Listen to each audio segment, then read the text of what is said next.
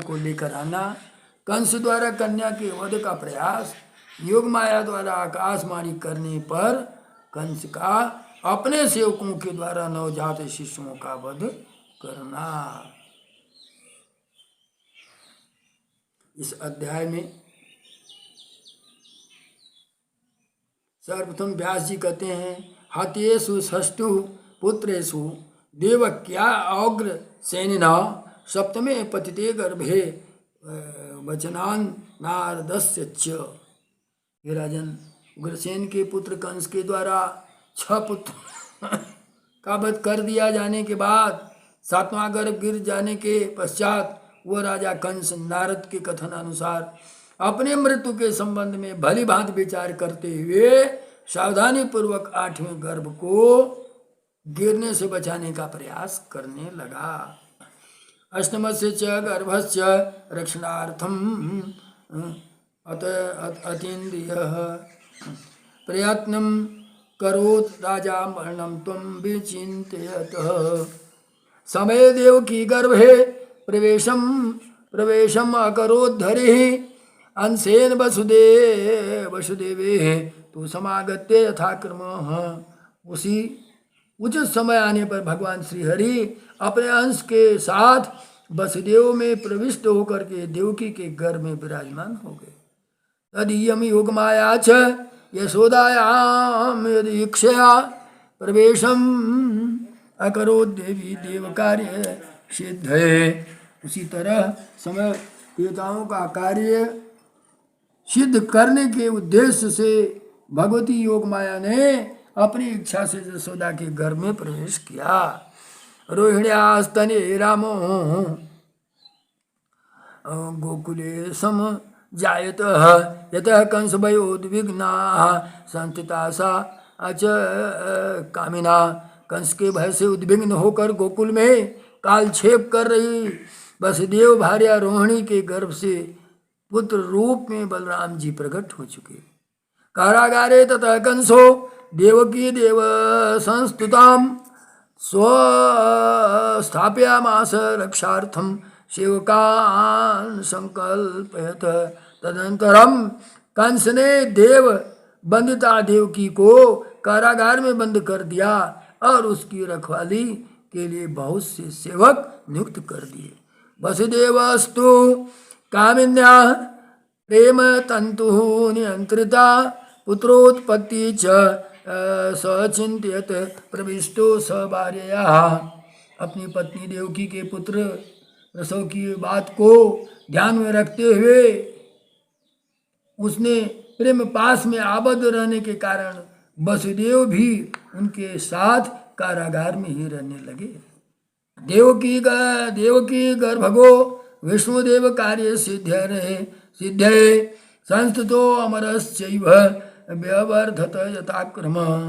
देवताओं का कार्य सिद्ध करने के लिए देवकी के गर्भ में विराजमान भगवान कृष्ण देव से समुदाय द्वारा स्तूयमान होते हुए भी धीरे धीरे वृद्धि को प्राप्त होने लगे।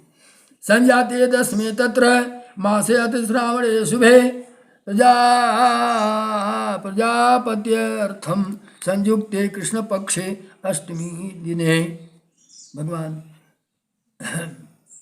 कृष्ण पक्ष के श्रावण मास में 10वां महीना पूर्ण हो जाने पर भाद्रपद मास के कृष्ण पक्ष में रोहिणी नक्षत्र युक्त शुभ अष्टमी तिथि के उपस्थित होने पर भय से व्याकुल कंस ने सभी दानों से कहा कि आप लोग इस समय गर्भ कक्ष में विद्यमान देवकी की रखवाली करें। अष्टमो देवकी गर्भ शत्रु में प्रभविष्यति रक्षणीयम प्रयत्न मृत्यु रूपा स बालक। देवकी के 8वें गर्भ से उत्पन्न बालक मेरा शत्रु होगा, अतएव आप लोगों को मेरे काल रूप उस बालक की यत्न पूर्वक रखवाली करनी चाहिए। हत वैनम बालकम दैत्या सुखम स्वप्स्यामि मंदिरे निवृत्तम वर्जिते दुखे नाशिते चाष्टमे सुते। हे दैत्यों, इस समय मैं अत्यंत उद्विग्नकारी तथा दुखदायी 8वें गर्भ से उत्पन्न होने वाले उस बालक का वध पर कर लेने के बाद ही अपने महल में सुखपूर्वक सो सकूंगा।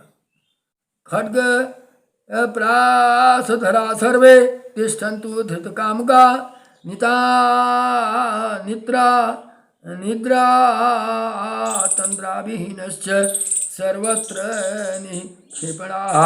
व्यास उवाच। अब व्यास जी कहते हैं इत्यादिशा दिशाशुर गणान चिंता के कारण अति दुर्बल दानव कंस तत्काल अपने महल में चला गया, किंतु वहां भी वह सुख की नींद नहीं सो पा रहा था। कंस बोला, हे महामति संपन्न वसुदेव, देवकी के पुत्र,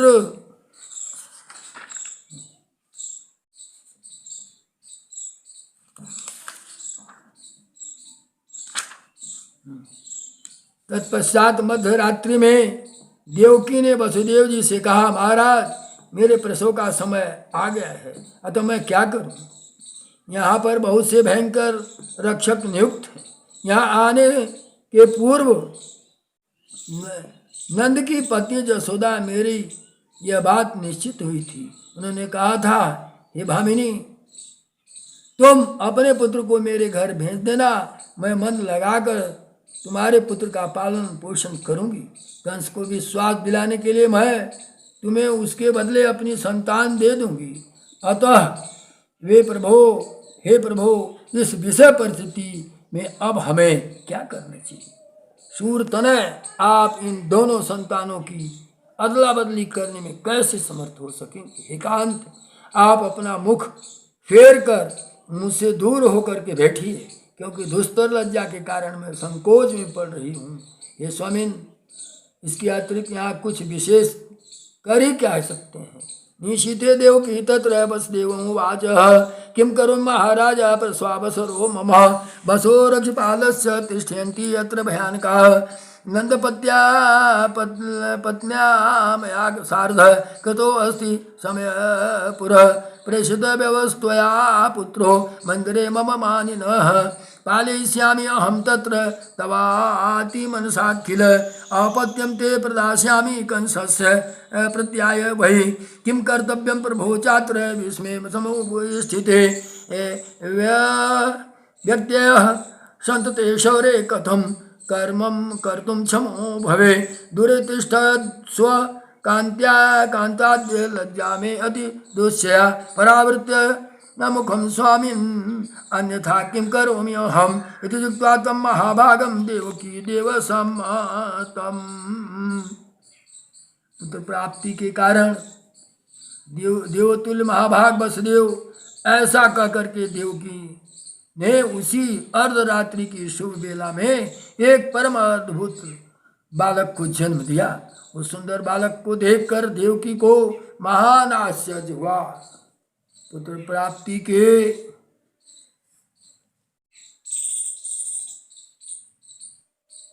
कारण हर्षातिरेक में प्रफुल्लिता अंग प्रत्यंगों वाली महाभाग देवकी ने पति से कहा, हे कांत, अपने पुत्र का मुख तो देख लीजिए, क्योंकि हे प्रभु, इसका दर्शन आपके लिए फिर सर्वथा दुर्लभ हो जाएगा। काल रूपी मेरा भाई कंस आज ही इसका वध कर डालेगा। तब ठीक है। ऐसा कहकर वसुदेव जी उस पुत्र को अपने हाथों में लेकर के अद्भुत कर्मशाली अपने उस पुत्र का मुख निहारने लगे।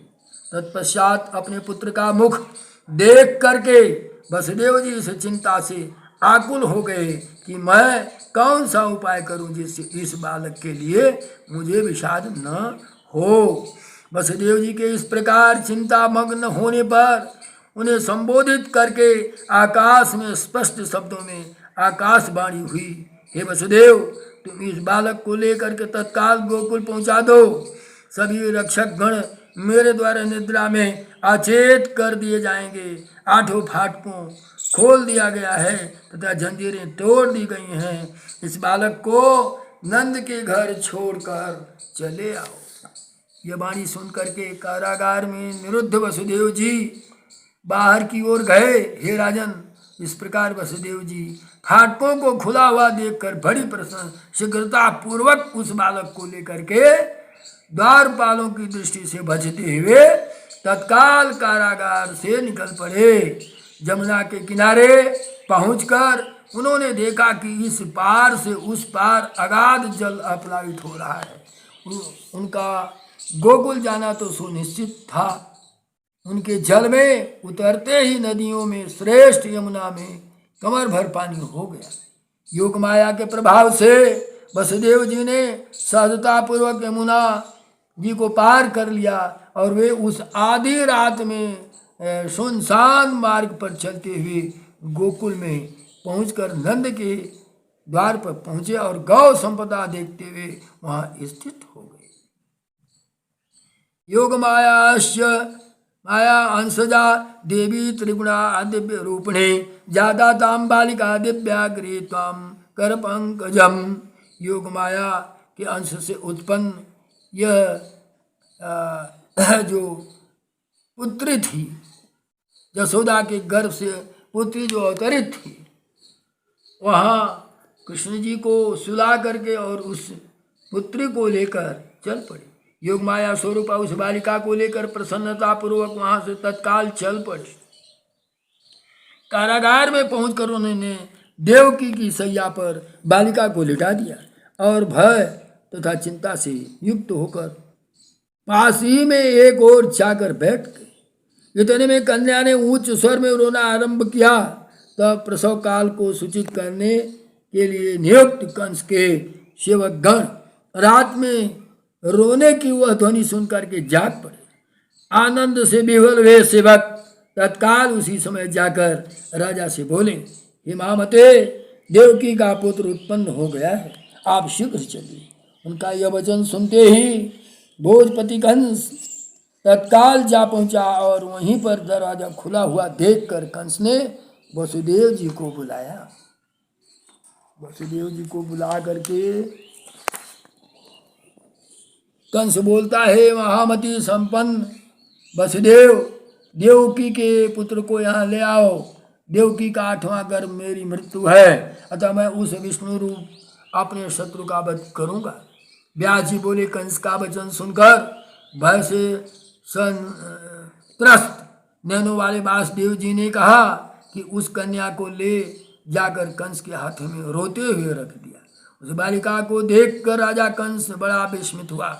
आकाशवाणी तथा नारद जी का वचन दोनों ही मिथ्या सिद्ध हुए और यहाँ संकट की स्थिति में पड़ा हुआ यह वसुदेव भी झूठी बात भला कैसे बता सकता है।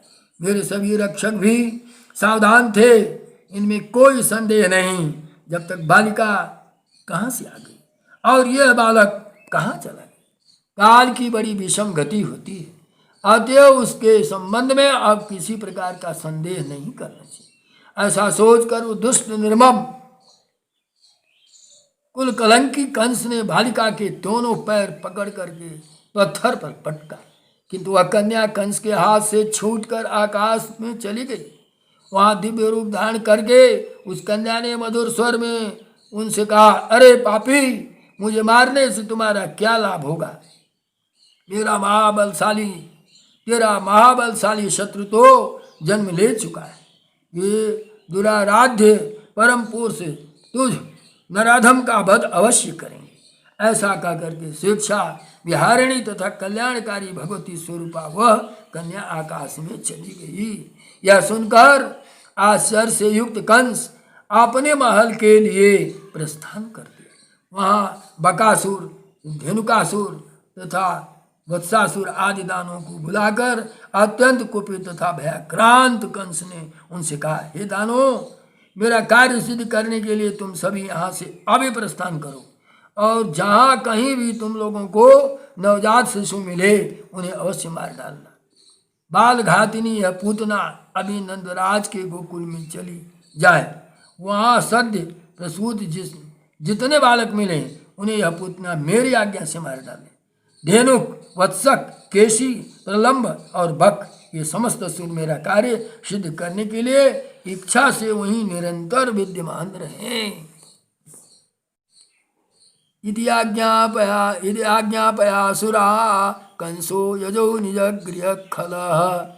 इस प्रकार सभी दैत्यों को आदेश दे करके वह दुष्ट कंस अपने भवन में चला गया। अपने शत्रुरूप उस बालक के विषय में बार बार सोचकर वह अत्यंत चिंतातुर तथा खिन्न मस्तक वाला हो गया। चिंताविष्टो अति दीनात्मा चिंताये चिंतयित्वे एव तम पुनः श्रीमद्देवी भागवत महापुराणे अष्टासहस्रस्यां संहितायां चतुर्थस्कंदे कंस प्रति योगमाया वाक्यम नाम त्रयोविंशोऽध्याय। बोलो माँ जगदम्बा की जय। बोलो देवी भागवत महापुराण की जय।